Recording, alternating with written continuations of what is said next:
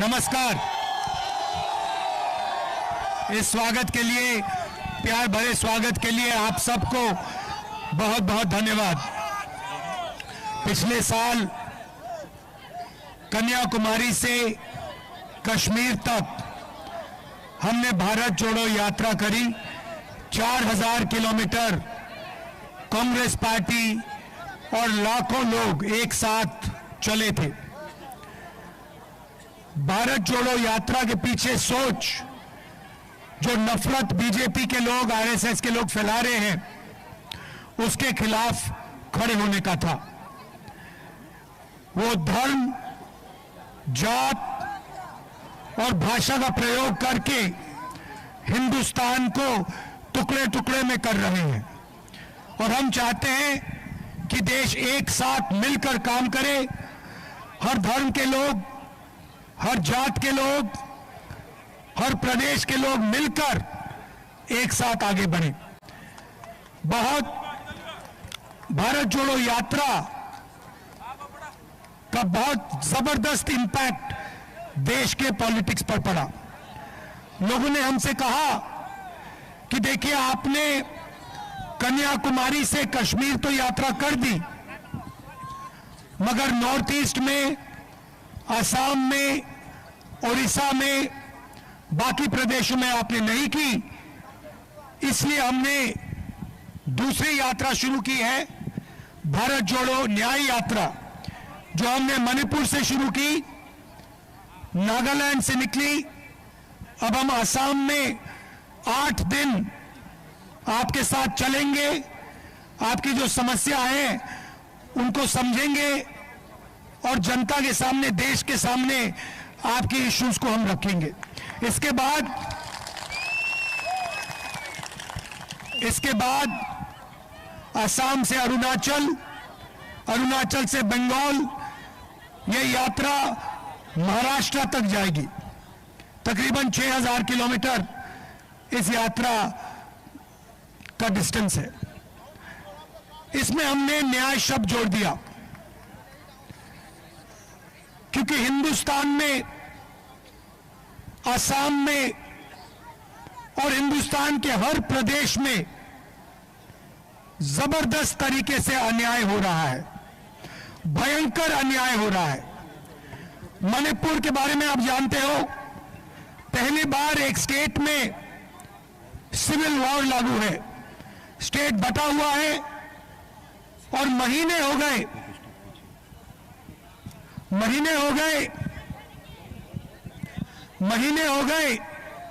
प्रधानमंत्री आज तक मणिपुर नहीं गए हैं। हिंसा को असम से बेहतर कोई नहीं समझता है। एक समय हुआ करता था जब आप लोग बाहर नहीं निकल सकते थे, हिंसा थी, नफरत फैली हुई थी, लोगों की हत्या हो रही थी। और याद रखिए कि कांग्रेस पार्टी खड़ी थी, कांग्रेस पार्टी ने हिंसा को खत्म किया और असम के लोगों को जोड़ा। और आज बीजेपी और आपके चीफ मिनिस्टर असम को बांटने का काम कर रहे हैं। आप जानते हो, मुझे कहने की जरूरत ही नहीं है कि शायद हिंदुस्तान का सबसे भ्रष्ट चीफ मिनिस्टर, सबसे करप्ट चीफ मिनिस्टर असम का चीफ मिनिस्टर है।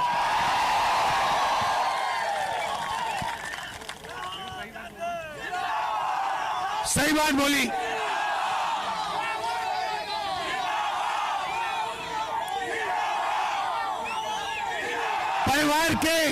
परिवार के सब मेंबर, चाहे बच्चे हो, वो स्वयं हो, उनकी बीवी हो, कोई ना कोई करप्शन में सबके सब लगे हुए एक साथ।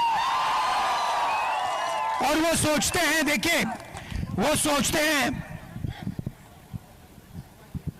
कि पैसे से पूरी असम की जनता को खरीदा जा सकता है, क्योंकि उनको पैसे से खरीदा जा सकता है, इसलिए वो सोचते हैं कि पूरी असम की जनता को पैसे का खरीदा जा सकता है।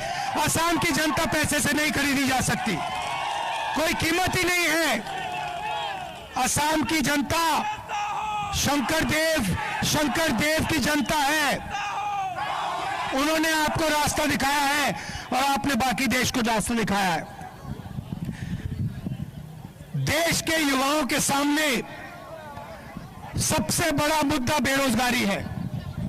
मैं अगर यहां सवाल पूछूं युवाओं से, यहां पे असम में इस मीटिंग में कितने युवा बेरोजगार हैं? हाथ उठा के दिखाओ, ये देख लो।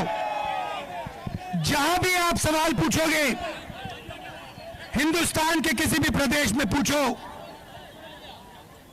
आपको बेरोजगारी ही बेरोजगारी दिखाई देगी।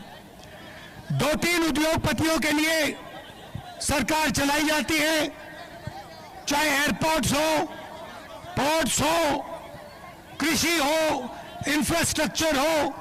नरेंद्र मोदी ने सारा का सारा अदानी जी के हाथ कर दिया और यहां आपके चीफ मिनिस्टर सारा का सारा अपने हाथ कर रहे हैं।